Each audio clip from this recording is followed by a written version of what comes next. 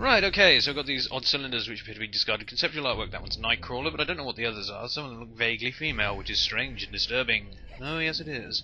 Right, so I'm going to jump down here because we can't lock onto these things unless we're on the same horizontal level as them, and I'm going to show you exactly how to cheat at this. You just jump over them and shoot them in the back, and they can't actually traverse fast enough to stop you. Right, so through here, this tower is actually full of these pointless little dead ends, like that one. One way will be the correct way, the other way will be this weird little dead end with nothing in it. So we're going to jump past that one and destroy it again, and this is where those two traps I told you about are. You've got that one, and the one at the other end over here. Now, these are two small square rooms, each of which has a gun turret in it. Before you think, oh, it's a fuck you trap, no it's not, they're actually pointed at the back wall, and they can't do a damn thing about you. So, Dracula has invented, as we have seen, the radio, he has invented the computer, he has invented nuclear weapons, he has invented Tesla death beams, zeppelins, and machine guns. So, I would say that we are dealing with none other than Dracula, Vlad, Sepesh, Marconi, Maxim, Babbage, Oppenheimer, Tesla, von Zeppelin. The infamous Egad. Right, this is a good place to exploit the cheatiness inherent in the ledge-grabbing system. Turn the camera. Thank you.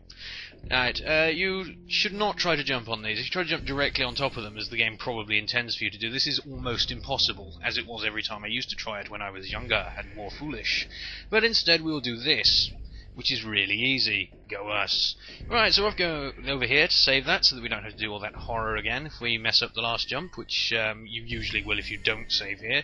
We will witness the glorious two-dimensional chain there, and then we will go over here and save our game. Yes, we will. There we go. There is a white jewel. Will you save up to this point? Why, yes, I will, and it'll be awesome, damn it. Right, so through here we've got to make that one jump, and then we've got to get over to Science Door 2, which will lead to more science, strangely enough. And these are the vaguely female ones. I don't know what the hell's up with them, and we've got the sudden camera angle change, so I end up running in the wrong direction. Marvellous. Marvellous. Yeah, we're switching to Battletoads Vision even when the gun turrets aren't there anymore. Which doesn't make a whole lot of sense, but then again, what does here?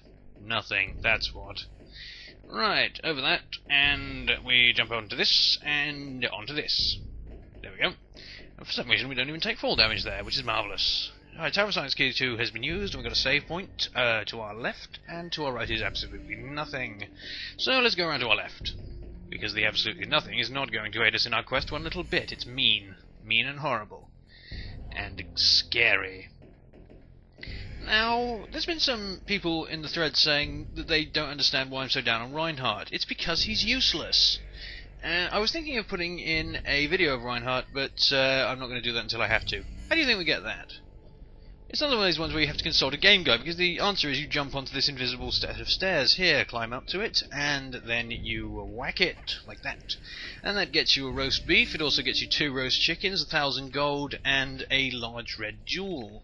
It is a marvellous secret, unlike the secret we'll meet in a little while, which is absolutely goddamn awful, which is why I don't get it.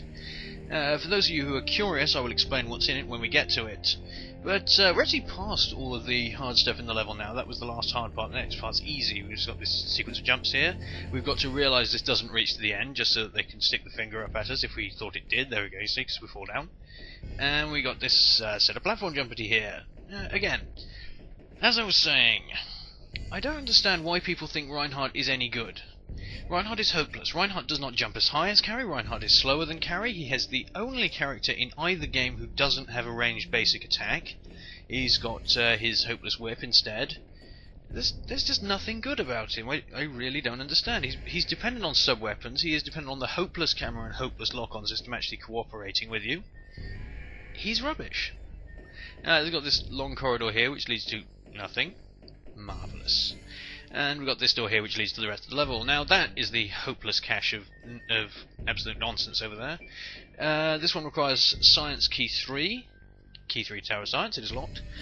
Which would require us to traverse these. And for once these spiked conveyor belts here actually don't kill us. The programming department was obviously slacking that day. Right, behind that door is 3 torches in a large square room. In those 3 torches, 2 of them are 500 gold, always, and the other one is always a cross. That is absolutely no compensation for running this section 3 times instead of 1. None whatsoever. I really don't get that secret at all. So we are going to ignore it, strangely enough. I don't know if the steam hurts you, it probably does, I didn't feel like checking. I imagine those spikes there are instant death. I didn't bother checking, again, because I'm Very, very silly. I also don't understand, why are these things being made only so that they can be later moved into spikes and blown up? Is this some sort of weird fetish that Dracula has of spiking spikes with more spikes? And causing explosions? Who knows? It sounds like just the kind of degeneracy he would be into, though, doesn't it? Look at these spikes, they've even got blood on them. They're violating video game rules here by not having these kill us immediately. So we just got these 6 gun turrets to deal with, now 3, and then we will be out of here. Actually, it's a pretty short level. In fact, most of the towers are extremely short, and the next one is a case in point. They are short, but they are painfully difficult, except execution, which isn't actually that hard at all, as far as I remember anyway. I might be wrong, you never know, but I'm probably not. So we'll just make our way across here, destroy this one last gun turret, and then we've got just one last set of these horizontal conveyors, and then we are off. Now, the last set of conveyors is a little bit of a trick to it, because the middle one goes ridiculously fast, and the idea is to drag you onto that spike over there, because if you touch it, you go whoosh! Bollocks! I meant to jump right over, but I did a side jump because I'm foolish. So, there is a white jewel, we said at this point, yes, and this is where we're going to start the next video, because the Tower of Sorcery is through here. Hehehe, yes, glorious Madivision will commence. But firstly we need to get that pointless key I told you about. There we go, that is Science Door 3 as well as that other one.